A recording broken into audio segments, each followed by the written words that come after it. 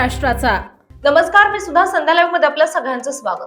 अहिल्यानगर जिल्ह्यातील कर्जत तालुक्यातील एका शाळेत अल्पवयीन विद्यार्थिनीने आपल्या शाळेच्या मुख्याध्यापकांवर लैंगिक छळाचे गंभीर आरोप केलेत। विद्यार्थिनीचा जबाब भरोसा सेल समोर नोंदवण्यात आला असून या प्रकरणामुळे परिसरात खळबळ उडाली।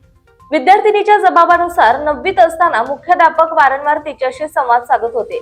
पुढे शाळेच्या सहली दरम्यान अयोग्य स्पर्श केल्याचा आरोप तिने केला।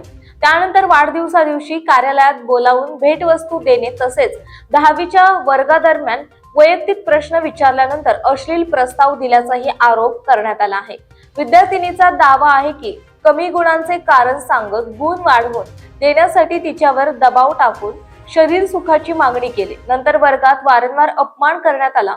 मानसिक त्रासामुळे तिने हा सर्व प्रकार आपल्या आईला सांगितला आणि भीतीपोटी शाळेत जाणं बंद केलं।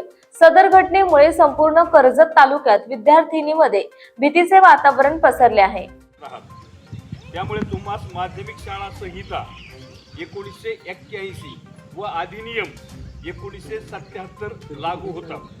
तथापि तुमच्या विरुद्ध कर्जत पोलीस स्टेशन येथे गुन्हा रजिस्टर नंबर व कलम 310/2026 BNS कलम 75 सह बालकांचे लैंगिक अपराधापासून संरक्षण अधिनियम 2012 चे कलम 8 आणि 12 प्रमाणे गुन्हा नोंद दिनांक 22/6/2026 रोजी पहाटे 23:22 नोंद झालेला आहे।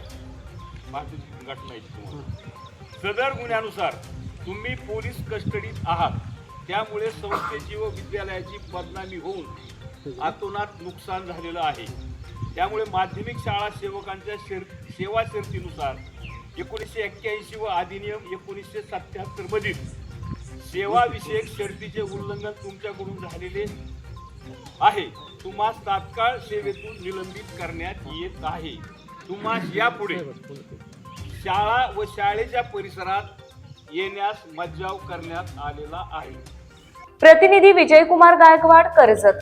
ताज्या आणि महत्त्वपूर्ण बातम्या पाहण्यासाठी आजच आमच्या संध्या लाईव्ह न्यूज चॅनलला YouTube वर सबस्क्राईब करा आणि बेल आयकॉन प्रेस करा।